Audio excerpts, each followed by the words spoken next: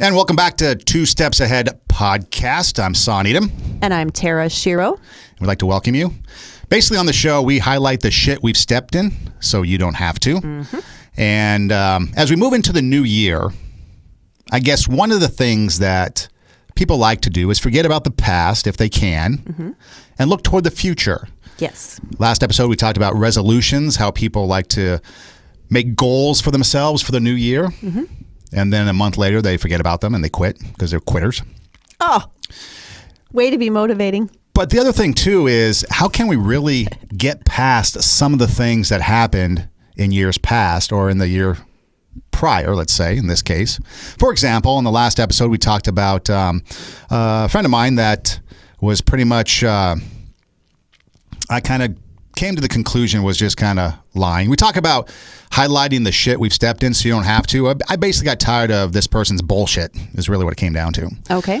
And so I was like, I'm going to, cut the cord, unfriend, unfollow in real life, not social media, and kind of get a break because it kind of got tiring. But then since we did our last podcast, I started thinking a little bit more. Now, I've had some good separation, which has been nice. Okay. But I still keep thinking about the idea of at what point do I try to reconcile, forgive, at what point? So I guess the question to you is there a time frame? Should I try to reconnect with this person, need more time? What about forgiveness? Should I forgive and turn the other cheek and get whacked again? How many times you get knocked out? I know, right? Forgiveness is so weird because I don't know that in general society if we have a really good definition of forgiveness because people have all different views on forgiveness. Some people say forgive and forget. I say no, because if you forgive and forget, then you are forgetting what happened. Well, you're forgetting what happened and you're setting yourself up for failure, setting yourself up to happen again. Forgiveness basically is letting go, is relieving the person of the responsibility for what you need. That's one of the things, right? Forgiveness is also forgiving the debt off the balance sheet. So, for example, I don't know the inner workings of the story, with your friend, so I'm going to make something up. So for example, if he was lying to you, so forgiving the debt means that we're not going to keep track of the revenge. We're not going to keep track of vengeance. We're not going to keep track of the score, like to make sure that the person is punished or that they get their consequences for whatever it is that they did. We're relieving that debt. I can't kick their ass? No. But what that also means, it doesn't necessarily mean that there's going to be reconciliation. It does not mean that what they did is okay. It doesn't mean that you're going to go back to being friends or that you're even going to trust them again. It doesn't mean giving back what was there before. What it means is that you're going to erase the, on the balance sheet, when somebody hurts us, it's like they owe us, right? We're just going to erase that debt that they owe.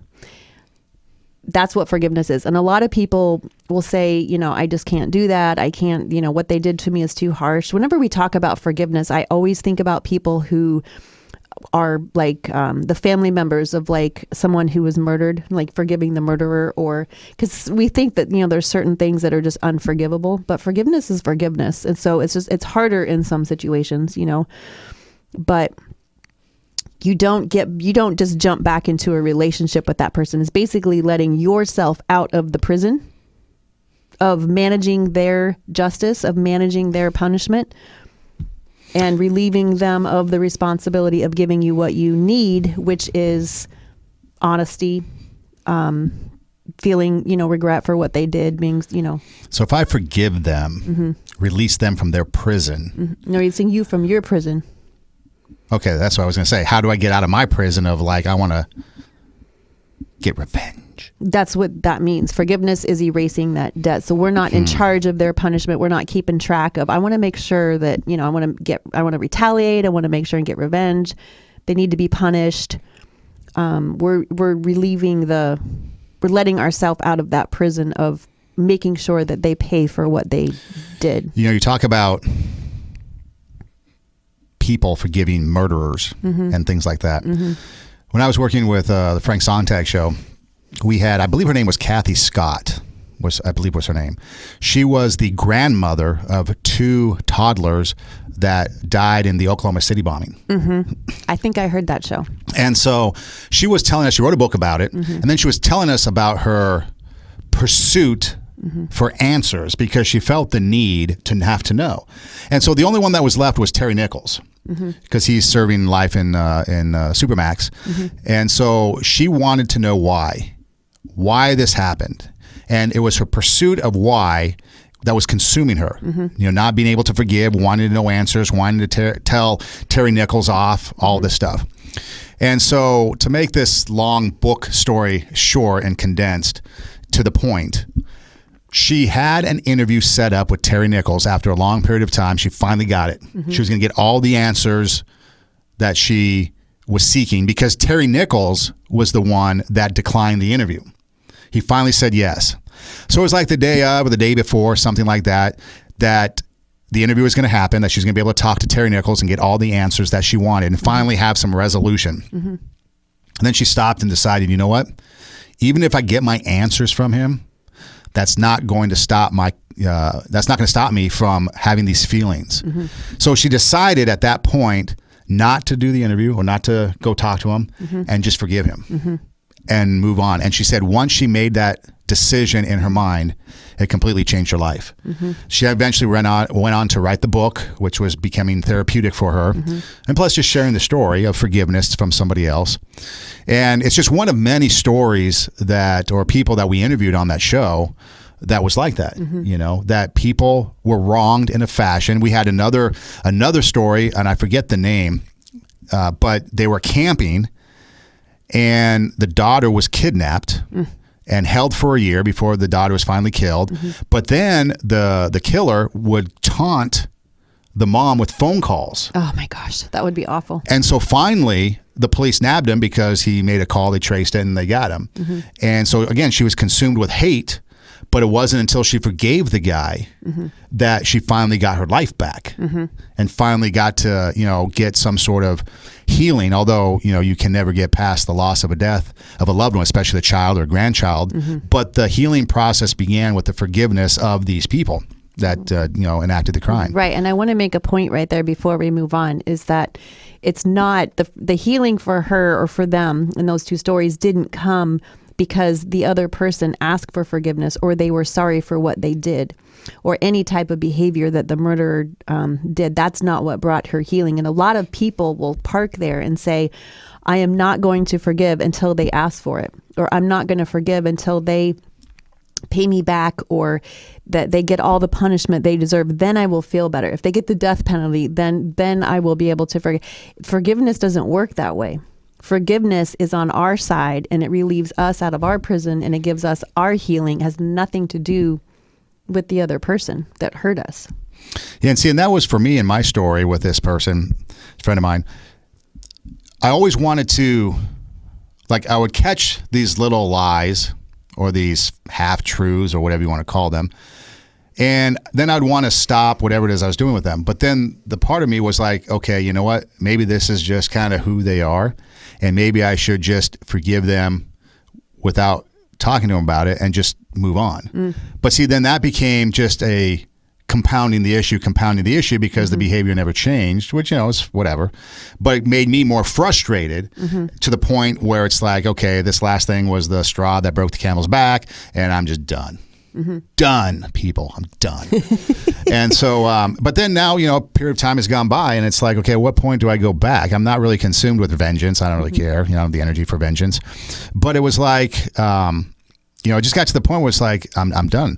And so I think of all these other people, like the stories we just shared, and how they've forgiven people, and the egregiousness of the acts against them are way more than, somebody just kind of lying and, bullshitting me.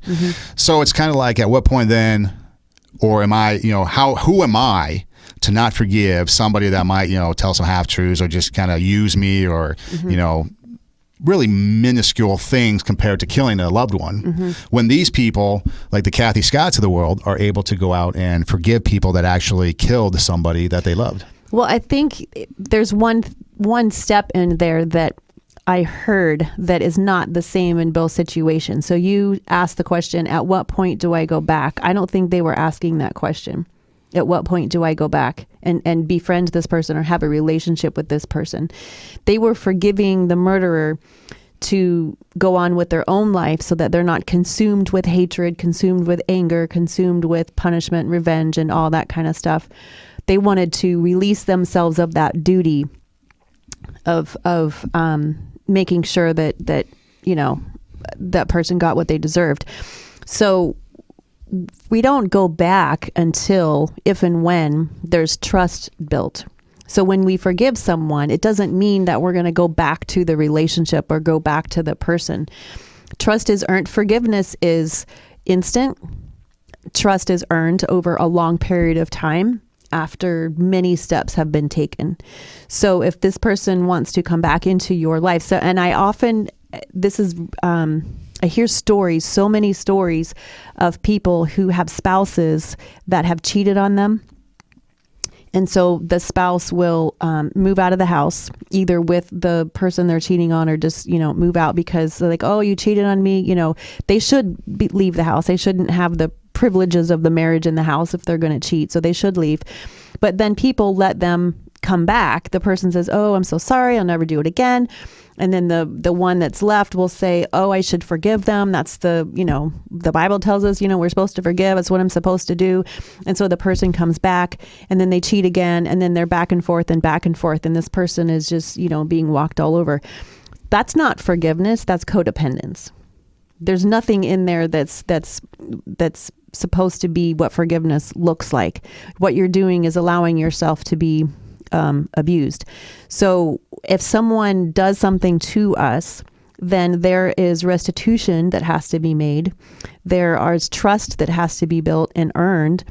Maybe if someone cheats on you, then they need to go to maybe a therapy, or maybe they need to go get counseling or join a men's group or a women's group, or there's all kinds of things, all kinds of steps, because a lot of time pornography is also involved in those situations or some type of an addiction. And so there's a lot of steps that have to be taken. The person has to be genuinely like, I want to make this up to you. I'm going to do a 180 degree turn. I do not want to do this behavior anymore because it's hurting you. I see that it's hurting you. I don't want to do that anymore. And so I'm going to make it up to you. And if they're doing that, working on themselves, getting help, going to weekly meetings, over a period of time, trust is built, and then they can come back.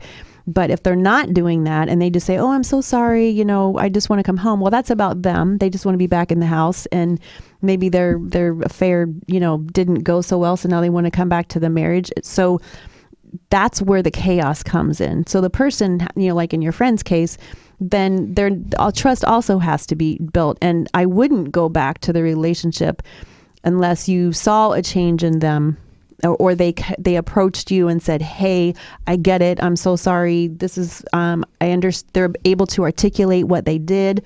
They're able to own it. They're able to apologize for it. They're able to say, I see that it hurt you in this way. I'm going to make it up to you.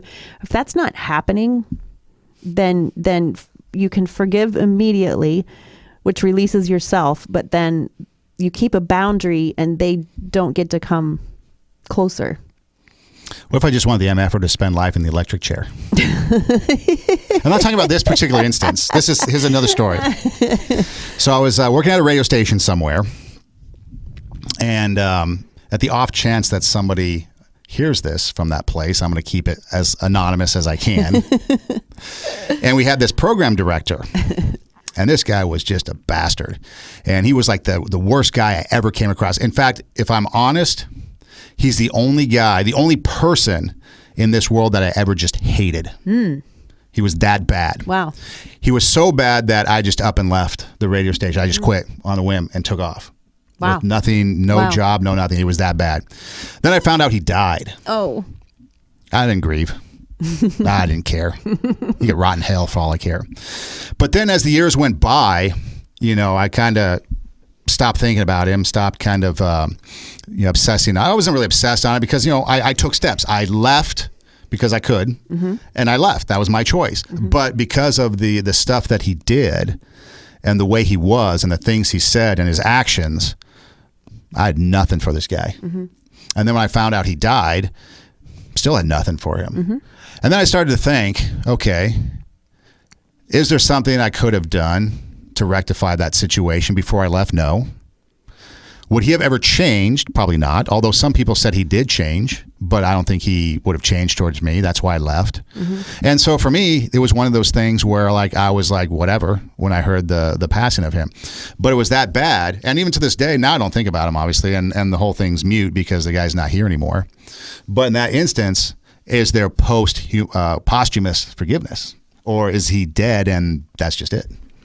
No, because forgiveness has to do with us. Doesn't have to do with the other person. Like if they ask for forgiveness, now there's a transaction involved and you don't have to grant it. I mean, just because they're asking doesn't mean that you have to grant it. There's steps, they're involved as well. But forgiveness is not necessarily about the other person. Now, if you're in a marriage, then obviously, if you have to work together at it, trust has to be built. They don't get to come back for a while. But, we can forgive dead people.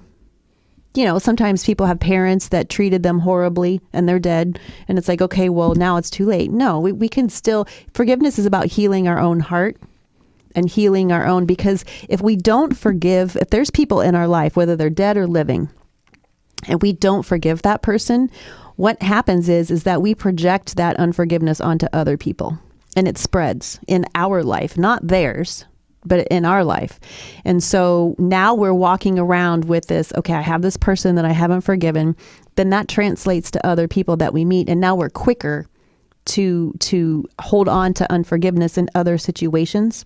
And now we are this person who is looking at the world in a lens of people owe me, I need justice, I need to be paid back. And we start to get this heart that's like skewed in the direction of being, self-serving in a respect that people are not taking care of me, they owe me, and it's just a lonely way of, we push people away that way. We don't draw people to us, we kind of push people away.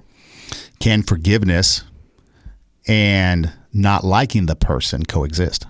Yes. How so?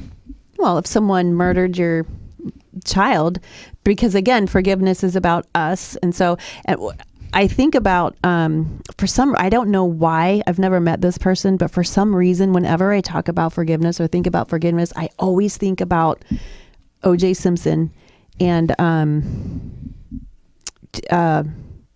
Kim Goldman. Because Ron Brown Goldman, right. Kim Goldman was the sister of Ron Brown Goldman. And so Kim Goldman is a person who is still in charge of keeping track of the punishment that OJ has received. Her life is consumed with, she even has a podcast. Now, I don't know if it's still going, but this is January of 2020. So I think it was in the last 6 months, maybe a year. She started a podcast around this issue. And when I heard that, my heart sunk, because I did want her so badly to forgive, not because what he did was, okay, it certainly wasn't. I mean, he murdered her brother and Nicole Brown, Nicole, right? Yeah, Nicole. Yeah. So it just feels like she's stuck in that. Now that's hard because he's out now. I mean, he was in jail in Vegas for so many years and now he's back in Florida.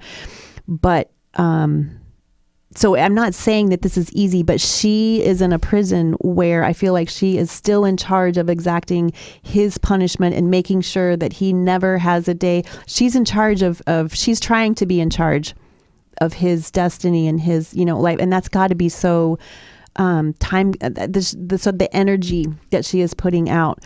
So forgiveness is not about the other person. It's about us and about the way that we are living our life and the energy that we are putting out in this situation. It's a heinous, like you're not forgiving the murder. You're not saying like, okay, I'm going to let what you did is okay. Forgiveness is saying, I am relieving myself of the duty of making sure that you're punished. And it's relieving you of the responsibility of giving me what I need. That's what forgiveness is. It's unplugging those two things. There was a song, in fact, he probably is my all-time favorite musical artist, Steve Taylor, Christian artist from the 80s. And he has a song called To Forgive. It's a song about a guy, or the Pope, in fact. It's a song that has various themes to it, but one of it is about when the Pope was shot, how the Pope went and visited the guy that shot him. That's kind of the opening. I saw the eyes and the look of surprise from the guy that shot, because the Pope came and visited him. And it talks, and then it goes through these things, and then at the end it goes, because it talks about, I saw a man holding the hand that fired a gun at his heart. I saw the eyes and the look of surprise as he left this embellishing mark. The Pope visiting him, took the guy and was like, "Oh wow, there's something." And then it goes to the end. It goes, and I saw the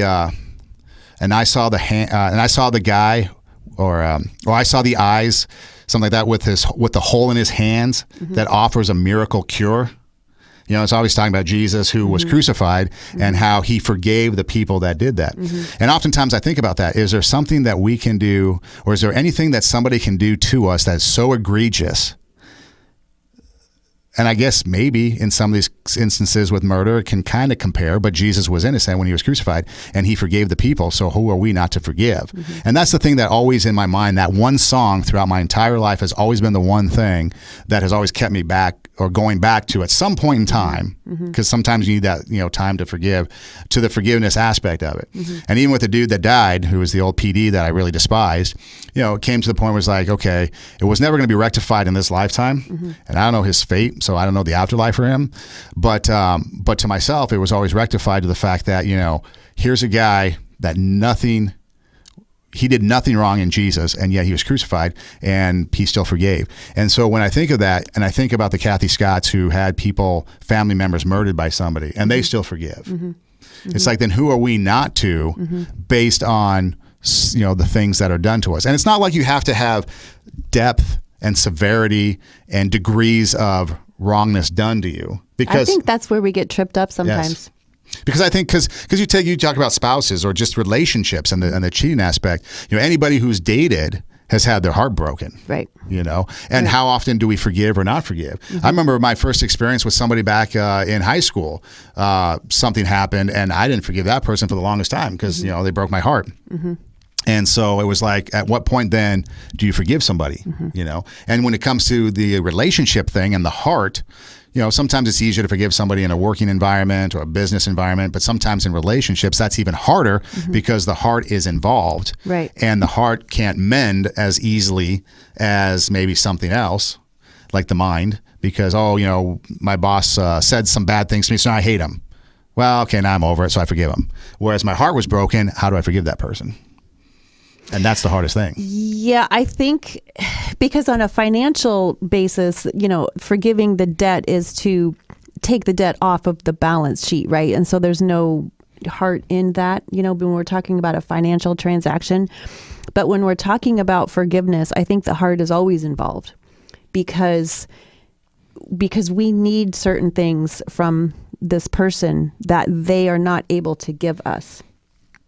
Maybe we need an apology. Maybe we need them to be honest. Maybe we need them to accept what they've done, to acknowledge the pain that they've caused us. And when they are not able to provide that need, it hurts our heart. It hurts us deeply. It just cuts us to our core. And so that's why relieving them of the responsibility of providing that need that I need is so difficult. So I'm thinking about a person who needed to forgive a parent. And that is, this person went through a really rough time in that forgiveness process because, it's like, okay, we think that we're letting the person off the hook, but we're not. We're actually holding them accountable. And we're saying, I'm not going to be involved in this anymore.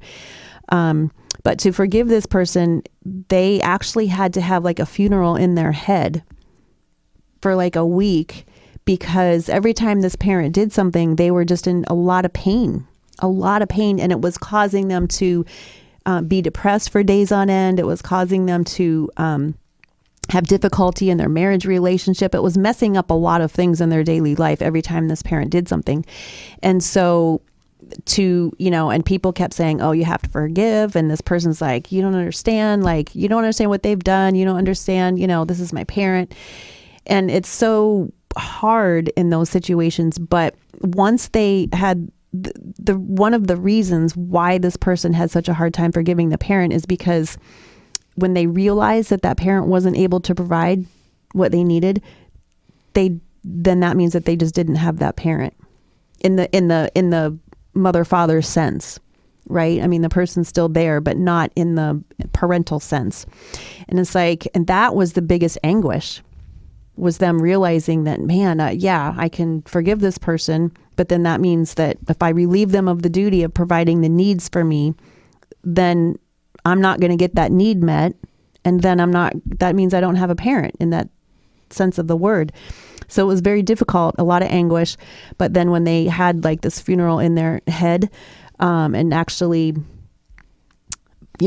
quote unquote, buried the parent, in this, metaphorical, funeral, and really unplugged those needs and desires that they needed from that person, relieved them from that duty. This person was like free. Now they still have a relationship, but it's not a parent-child relationship anymore. It's more of like a friend. But the person's not getting hurt anymore, by what that parent is doing. And so that's the hard part, is like, yeah, I can forgive someone, but when I release them of those meeting my needs, then it's like, it feels horrible, because it's like, well, then where am I going to get that need met? I don't have another parent, so who's going to fill that in? So that's the scary part, why we, do it so long, or we're just waiting for that apology, or we're just waiting for that acknowledgement that's just never going to come. We have to relieve ourselves of those needs, because it makes us crazy, and we're the ones that are suffering, not them. See, I think how hard, as you say that, I think how hard it must be for, let's say kids that were abused by parents or teachers, or maybe there was a physical abuse as far as like a beating or a sexual abuse, things like that. And what that must be like, because I've fortunately never experienced that. But you can only imagine, as you describe this person that you're talking about, kind of like having the funeral in your head. And I know that you've worked and gone and visited people in strip clubs, the workers there and stuff. And I would imagine the lives that they've experienced to get to where they're at. There must be some things out there that people have gone through and experienced the egregiousness of life, the worst things. I mean, there were times, and again, with working with the Frank Sontag show, we would deal with people that were children that were sexually trafficked, child trafficking and sexually exploited. And you hear these stories of people telling their stories, and you're like, man, how could you ever forgive these people that abused you and raped you and did all these horrific things to you, and they drugged you and stuff? But yet these people still find forgiveness in their heart. And then that's when the healing has begun for them. And then you hear stories of people that just, like you said, like maybe even, Kim Goldman, they're not going to forgive, and they have yet to begin the healing process. Right. And that's just, it's such a sad place to live. And, when we still hang on to, I think it's so one side of it is that we're relieving them of the duty to provide the needs that we need. But then two, we're also letting go of keeping track of the punishment.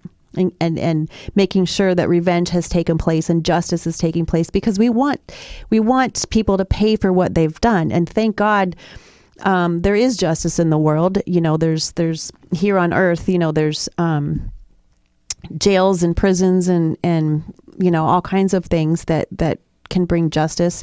As a believer, it's not letting the justice go. It's giving it to God and letting him exact the justice. So I don't have to be in charge of it, but he will. So it's not like they're not going to get punished, either here or in the next life. They are going to get punished, but I don't have to be in charge of it. That's the difference. So forgiveness relieves me of that duty and says, okay, Lord, you've got this. I don't get it. I want him to die. I want to poke his eyes out. I just want to, put a knife through their heart. Like, we relieve ourselves of all of that anger and let him take care of it. So it's not that, oh, okay, fine, we're just going to, not worry about them. No, they are going to get punished, but I'm going to let God take care of it instead of me, so that I don't have to live my life with all of this energy towards this, person. Does that make sense? Yeah. And I think the hardest thing too for people, just, because I've been in a situation through radio and producing, talking to people, getting the backstory from people. And even there's been times where people have even told me their story and shared things with me that I haven't even shared, because a lot of times I kind of have the clergy lawyer kind of mentality. When people tell me something, I'm not going to share it, right? Because I'm just not going to share it. And then that started in the producing world. People would tell me parts of their story, and then I would kind of pick and choose what we could tell the host for the host to talk about. But there's some things that people have told me, I don't say anything. And so I harbor a lot of secrets.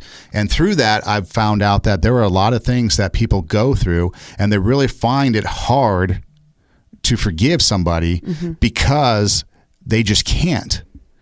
And I know, in my situation, it seems minuscule because, here's somebody lying, whatever, versus these other things, rape or sexual assault or, a parent being, a certain way towards you, and you think, hey, come on, so they lied, big deal. But I guess it goes back to that the hurtness that we have, that we suffer personally through it, whether it be the betrayal, whether it be the pain that we have from a relationship breakup, maybe it's someone cheating, and it goes back to our own pain. So before we can forgive, I think we have to get to a point where, even though forgiveness is part of the healing process, we have to get to the point where we have to start to become healed ourselves to get over that before we can even forgive somebody. Because if I'm not healed from it, let's say something happens to me, like, and I'm not healing from that, I'm not getting over it. How am I going to forgive somebody if I still harbor that pain and suffering that I endured? And I know forgiveness can lead to that, but there still has to be something, I think, done, because there's a lot of people that still harbor that because they just can't get over the fact, the pain and the hurt that happened to them when it happened to them. Well, that's another myth about forgiveness, is that we think that it's a single moment or a single transaction, and it's actually a whole process. There's many steps involved in forgiveness. So the first step, obviously, is just feeling the pain, and we all feel the pain, right? And so this person has done this to me, and I'm just excruciating pain. So then, but sometimes we park there. But if, the healing process and the forgiveness process, we got to move on, and we have to, sometimes we feel global pain. And so, but we don't know specifically like what is hurting us. So I asked someone yesterday, I said, okay, what is it that you need from this person? Because this person is having a really hard time forgiving this other person, and and I've said a couple of times to this person, I'm like, I think that you don't want to you just don't want to forgive. It's not that you don't know how, you just want to hang on to this. And for some of us, it takes us several years before we're ready to let it go. But part of that process is, obviously feeling the pain, but then writing down, like make a list, like what do you need from this person? What is it that you're looking for from this person? Are you looking for them to acknowledge what they've done? Do you need them to take care of you in a certain way? Do you need them to like this parent person, like there's nothing wrong with saying, I need a mom, I need a dad. There's nothing wrong with that. I need a brother, I need a sister, or I need a wife, or I need a husband. Like, I need you to be, in that role. And some people are just not capable, right?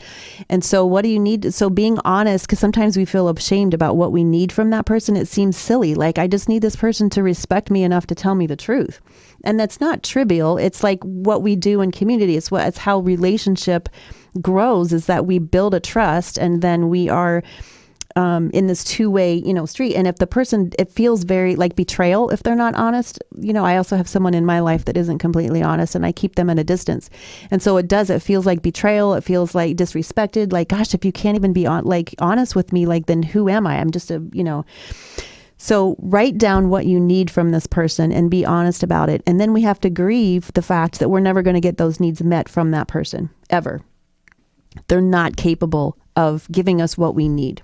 They're just not. So we grieve that loss. That's where the funeral is. Then we say, where can I get these needs met? Who else in my life can meet these needs for me? Then we move to, okay, now I'm ready to pull the plug and relieve them of the responsibility of meeting this need for me. And I'm going to relieve myself of the responsibility of trying to fix it, of trying to make it right, of trying to enact, I'm going to stop asking for therapy. I'm going to stop pushing this because they're obviously not wanting to reciprocate. So I'm going to draw the line and I'm going to say, okay, Lord, you're in charge of their punishment. I'm going to move on and I'm going to put a boundary line here. So when those things happen, that is when we can say, okay, I'm ready to forgive, when we have gone through all of those. But it's the whole process. It's not a single line item. It's like 10 steps that you have to go through. And each step might take a week or a year. But until you move through those steps, I think that is when we are really ready to move on and be out of that prison and say that we've forgiven. You mentioned the funeral in the mind for that person or that thing. So if we have the funeral in our mind to bury this, can we still piss on the grave? No. Is that not a part of it? No. Oh. Because now you're getting revenge. No. So I can't have revenge in my mind and forgiveness. No. Damn. No. No, because, and you know what? It's freeing because I've gone through this process personally. I have done this a couple of times with different people. And I'm telling you, and my husband will tell you, that this wasn't a single day, single transaction. Oh, I'm just going to forgive. It's not like that. I went through all of these steps. I've done it. And I'm telling you that with this, especially with this one person, it was like a switch by the time I got to that final state. And now this person does whatever they do. They're just them. And it doesn't faze me a bit. I might look at things and be like, man, that's just really sad. I feel bad for them. But it doesn't hurt me anymore. It's not causing me depression anymore. It's not causing me to cry and to, yell at, get into like, can you believe what this person did? I don't feel that need anymore. I'm like, wow, that's really sad. And then I move on. See, there was we talked about in the last episode, the last podcast, when we were talking about resolutions in the new year, was cutting the yuck. You mother yuckers, cut it out. Cut the yuck. Cut the yuck. But it reminds me of, I was sitting in a bar one time. Yes, I do go to bars. And I was talking to the bartender. She was really cool, but she was telling me that she had a relationship breakup and it was 2 years ago. I mean, not from this point, from the conversation. And it had taken her like 2 years to get over it. And I was thinking, man, that's a long time. But like you said, there is no time frame. It's not a singular moment or a singular act for the forgiveness. It might take a while. She eventually, during the conversation, told me she was over it, but it had taken like a 2-year process to get over the guy, to get over the situation, to get over the breakup. I guess he had, hurt her, whatever. She didn't really go into a whole lot of detail because I really didn't want to know it, because I'm trying to enjoy my beer, drowning my own sorrows in my own beer. Don't need the bartender's sorrow in my beer either. Not enough room for sorrow in a beer cup. Yucky when someone else's sorrows are in your beer. Don't spoil my sorrow for beer. That's right. With your sorrow. But so there is a period of time that probably can go by before you get that complete, I guess, wholeness or whatever. Well, they're also like in that 2-year time when you mentioned, that there's also like, we also have to understand the betrayal part. So when someone hurts us, that we have to question who we are and whether or not we believe the lie that we deserved whatever it was that happened to us. There's also that part that takes a long time. It's like, okay, this person betrayed me or rejected me or abandoned me. So what does that mean? Does it mean that I deserve that? Is that, am I not worthy? So we also have to answer that question in ourselves also as part of the forgiveness process. No, I didn't deserve that. No, I am worthy to be treated better. And some of us don't believe that. And until we do, we can ever get through the forgiveness process. We get stuck there as well.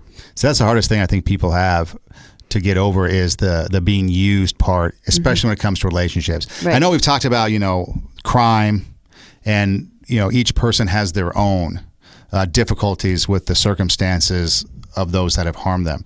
But I think the biggest thing is when it comes to relationships, being hurt in a relationship because they were either used or because they were betrayed or because things started a certain way, then all of a sudden just ended for no reason, and there's no excuse. I mean, not excuse, but no explanation, just all of a sudden done, cut off type of thing.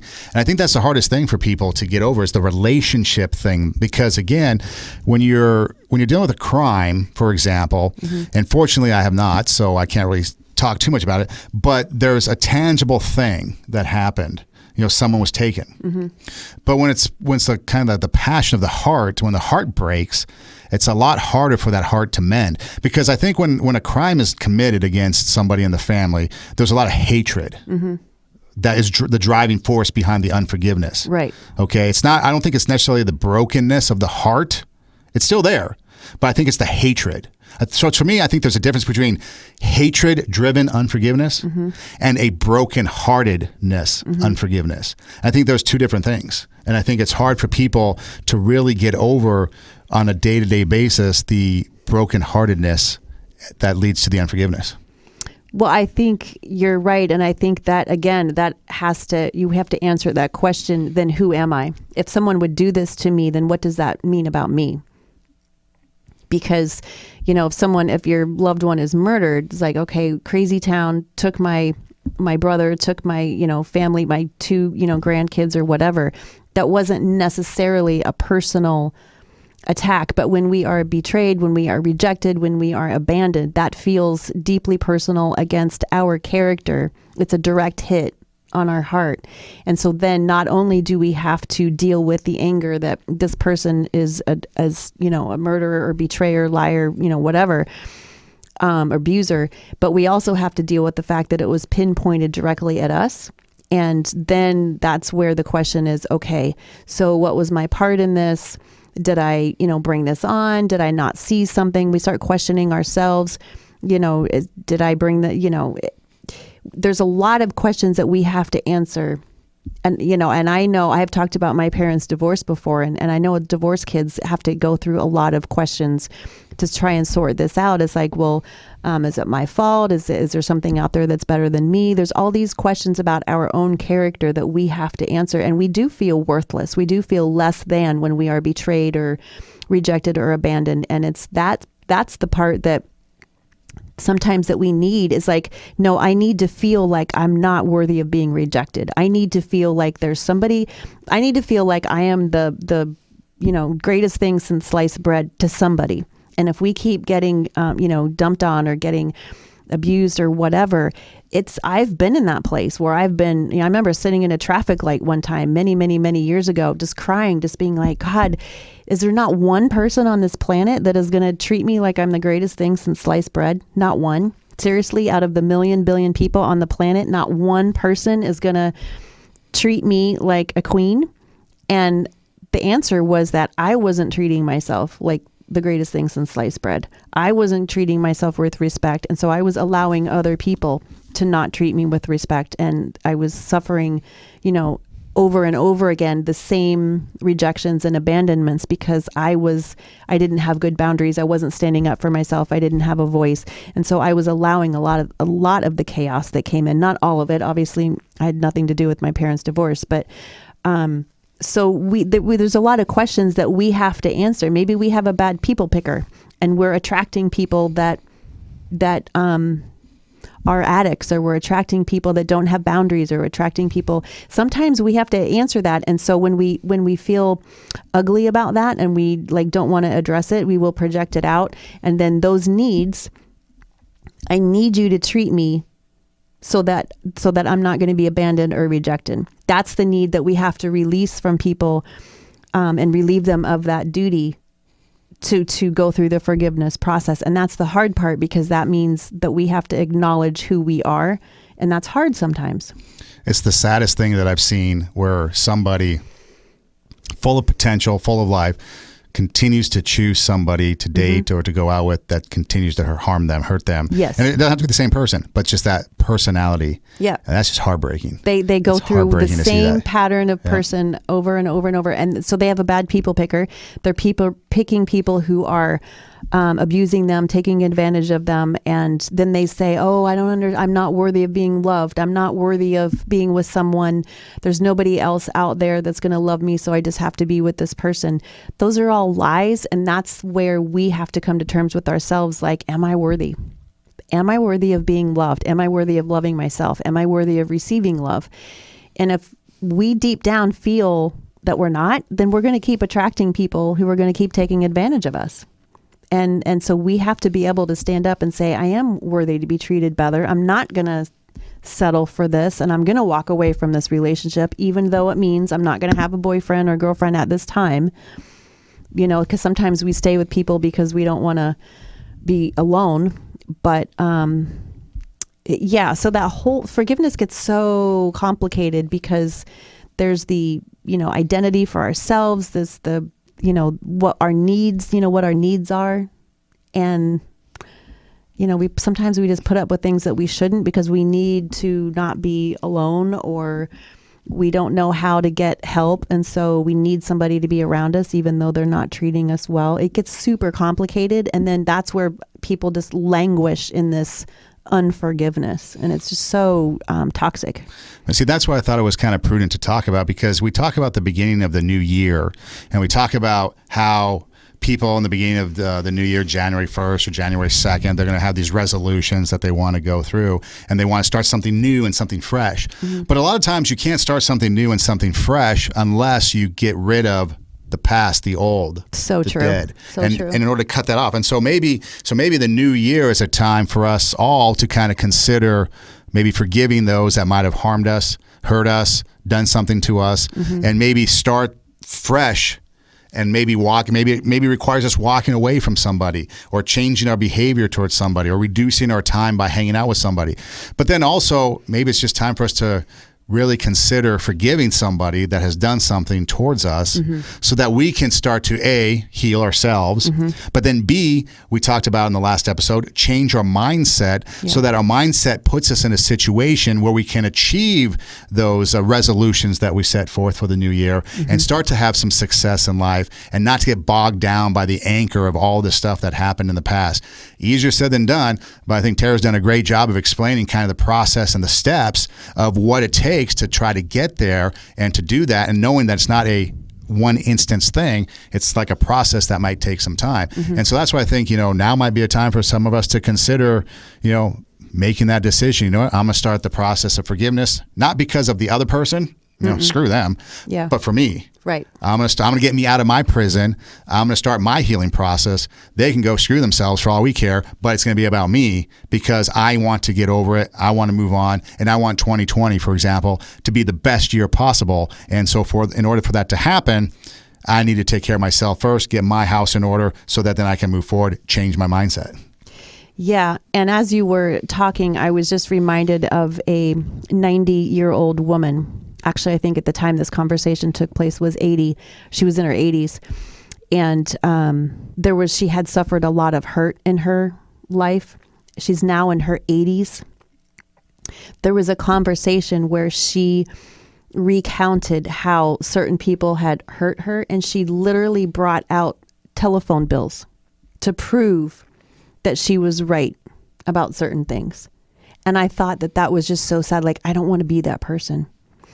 That forgiveness and peaceful life and a peaceful mindset, a peaceful heart, it doesn't happen with the passing of time. Time changes nothing. Time is an inanimate, it just keeps track of things. It doesn't do anything. The only thing that happens in the passage of time is that our heart either gets harder, or we purposely learn how to open our heart and to be more loving and more forgiving. And that has to happen with work that we purposely do on purpose. I'm going to say the word purpose like 1,000 times, because we have to be purposeful about it. It doesn't happen by itself. And we get to that point in our lives where if we don't decide to forgive, if we don't decide to take care of some of our issues, we're going to be like that 80-year-old lady hanging on to those phone bills. See, I knew I was right. Like, okay, what does that do? Like, she's going to her grave with the phone bills in her hand, proving that she was right. Look at all the stuff that she missed out on by not forgiving, the joy that she could have brought to the people around her by participating in life in a joyful, positive way. And instead of wanting revenge and just desperately wanting that apology that's never going to come. It's about our heart, that if we don't forgive, we're like signing our own death certificate. We just slowly die, and we just get harder and harder and see the world in a different way. And it's very sad. I think too, the other thing is that once you do forgive and once you move on, if you can, but once you do that liberating feeling Yes. There's nothing like it. It is so freeing. There's nothing like it out there. Yeah. That the feeling of like just this thing off your chest, off your shoulders. This thing is just done. Yep. And that's what happened. I mean, literally, that's what happened, because we're talking about this incident with my friend, and so I've been kind of harboring this thing, still trying to be nice, still trying to do things, be friends, stuff like that. But then I just kind of realized, you know what? I'm just done. Mm-hmm. And then I just, was done. Mm-hmm. And once I had that, and the forgiveness part's still working on, because like you said, it's a process. But the moment I decided, you know what, I'm not going to harbor these feelings anymore, mm-hmm. it was kind of like a light bulb went off, and this thing, I'm like, all of a sudden 50 pounds lighter. I'm like, wow, where was this? Yeah. Wish I would have done this a long time ago. Because that was the thing. And again, it's still a process that I'm going through, but it's like, I don't care. I'm not harboring over the, you know what, this person said this, but that doesn't make sense because they also said this. Well, that can't match that because that's contradictory. And that person's lying because they said this. I know that's not true. And you know what? I saw that on social media, and and you're going through all this stuff, right. And it continues to consume you. But then once you're like, F it, I'm just going to be done with it. And I'm not going to worry about it anymore. And then all of a sudden it was just this release, mm-hmm. and it's like, wow, I'm no longer consumed by it, and it's freeing. Yes. Because now my time is filled with other things. Mm-hmm. I can now put my time and energy and effort into, for me, being creative. And we talked about in the last podcast. Yeah. I can now do things as a creative person that maybe will benefit other people in a positive way. Mm-hmm. Or I can worry about other friends that might be having issues that I might be able to help them with. Or just be a friend to other people that just need a friend. Mm-hmm. Because loneliness mm-hmm. is another thing that, is probably a topic of conversation for another day, but people out there are just lonely. Mm-hmm. And being able to be not consumed by here and the stuff that was going on with my friend here opens me up to maybe being available exactly to something else. So it's not only freeing for me, it's also opening myself up to be available mm-hmm. to something else, mm-hmm. to someone else that might need me, or my creativity that allows me to do something that is more fun in life than mm-hmm. be consumed by this,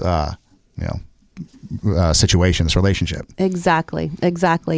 And I think to kind of give it a picture, forgiveness is like not when you can't forgive, feel like you can't forgive, or you feel like there's something that's just unforgivable. It's like you're standing in a really long line and you're just waiting and waiting and waiting. And so you're not available to get in other, lines. Hey, let's go create this, or let's go do this, or you can't because you're in this other line. You're stuck. So to use an amusement park analogy, mm-hmm. you're standing in this line. Yes. The fast pass is forgiveness. Exactly. To get out of that line and into the next line for the next ride of life. Exactly. And so that way then you're not consumed with this long wait. You've got your fast pass. You've ridden that ride. Mm-hmm. You may not have liked it. Mm-hmm. Maybe even threw up when you got off the ride.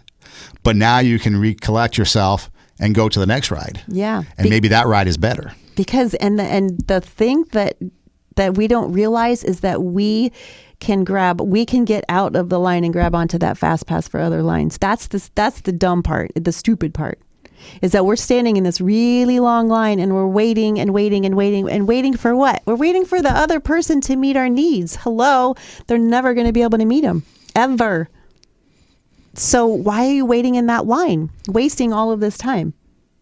We have the power to get out of the line.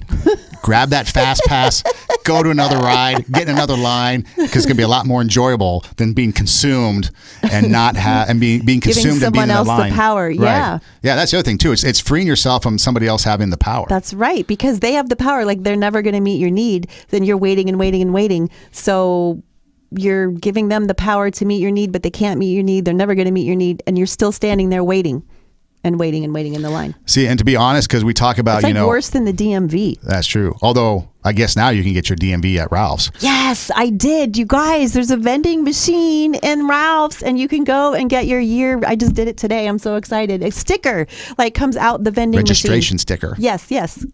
Okay, so the whole point. So it's the little things. So as we talk, it is the little things. The more convenience of not, because there's no fast pass to the DMV. Excited. There's a vending machine. Now it's a vending machine at Ralph's, and then you can get your sticker. You get your groceries, you get your lottery tickets, and you can get your DMV registration all in once. And And keys. And keys. They also have a key vending machine that you can get your keys made. But see, as we talk about this, as we wrap it up, the whole point of what we do here on the podcast is talk about the shit we've stepped in so you don't have to. Hopefully you learn something and and it's beneficial and helpful. But the whole point of bringing up this thing, the last couple of podcast episodes, was purely for my therapeutic benefit. Because it's like when you're consumed by something, and you can't get out of it, you're like in quicksand or you're like drowning and you're just being pulled down. You're reaching, grasping, and there's nothing there to hold on to get you out of it. But once you let go, and I guess frozen, let it go. Once you let go and you give that forgiveness, it's not instantaneous. It's a process. But I think you can let it go while you're in the healing process, because that's where I'm at right now. I'm in the healing process. I've let it go. I feel a whole lot better. I'm still got some bitterness in me that I'm still trying to get over, and I still have some vengeance. I'd still like to piss on the grave in the funeral in my mind, but I guess you can't do that. But I'm getting over it, and I've already felt a whole lot better just in the last couple of weeks from talking about it, and this burden has been lifted. And I think that if you try that, no matter how hard it is, just try to let it go to start. Let the healing process begin. You'll get this kind of relief off your shoulders, and you'll be able to start to feel better about yourself. And the energy that you have put in the consuming of this hurt, you can now put that energy into something, whether you're a creative person or whether you have more availability for somebody else, like a friend, to go help them. Whatever the case may be, you freed up your time, you freed up your energy, you freed up your mind and your spirit so that you can go do something else that's going to make you feel even better. And I think the forgiveness and the healing process moves quicker when you're doing something like that. So don't let whatever it is consume you. I know it's difficult. I know it's hard. I know there's varying degrees of it and you might not be ready, but just think about it. Think about what the possibilities might be if you forgive, let go, don't forget, take the process to heal, but then put your energies in something else, because not only is it going to make you feel better, you're going to benefit other people, and you can start 2020 off on a good year, get yourself on a good note and have a good year, and get yourself in the mindset that, you know what, I'm going to put myself in the mindset so that my resolutions, so my year, so anything that I want to do is going to start to improve and get better, and I'm not going to worry about this. I'm going to put it in the past. And I would say one other final thought is that sometimes as we think about forgiveness, we think that if we let go of this pain, that the situation that we've been through will somehow be invalidated. Sometimes it feels very validating to hang on to that pain. And so it's very difficult to let it go, because then, who are we if we weren't the person that was hurt, So I would say, in those steps that we mentioned earlier, writing out your needs. What is it that you need from this person? What does it mean to me that I was betrayed or rejected or abandoned? What does that say about who I am? And then, go through the process of letting go, relieving them of the duty of those needs, and then relieving yourself of needing to be in charge of the justice. But I would also say that might even help to have a memento, or to make a little memorial, or to write a song or a poem, or have something that resembles not only the pain, but also the healing that you're moving forward. Sometimes having a tangible, like we said, the funeral in our mind, grieving what it is that we're not going to get. You can also create something that is kind of like a memento, so that it wasn't in vain. But the only way that pain's not going to be in vain is if you do something with it, if you grow from it, if you learn from it, if you move forward from it, then it will not be in vain. And you can honor it in a way that's positive and not holding you back on a daily basis.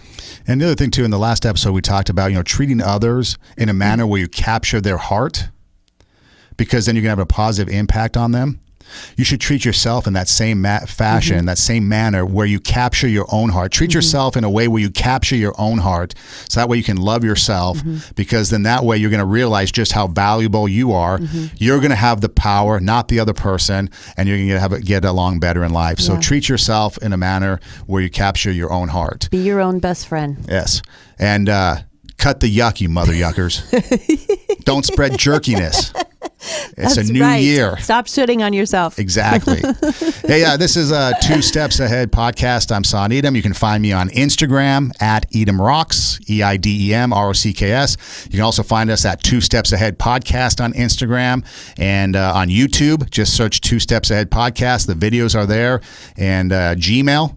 Two Steps Ahead Podcast at gmail.com. So you can pretty much find us anywhere. And your Instagram is? I am at Tara Hoke Shiro, TaraHokeSchiro. And I also have a channel on YouTube, and that link is also on my Instagram. Be sure to subscribe to our YouTubes, our iCloud, all the platforms where podcasts are. We are there. When you subscribe, that means you will never miss an episode. Yes, we've got Spotify, we've got SoundCloud, we've got iHeartMedia Podcast, Google Play Podcast, Stitcher, all of them. So you can find us, just search everywhere. Two Steps Ahead Podcast. Highlighting the shit we've stepped in so you don't have to. Thanks for being with us. Hey, thanks for listening. Thanks for watching. Do tell a friend. If you let one person know, we'd appreciate it. And we've got a great 2020 ahead of us. Join us on the journey. We'd love to have you along, and we'll see you next time. Thanks, guys, for hanging out. We appreciate it as always.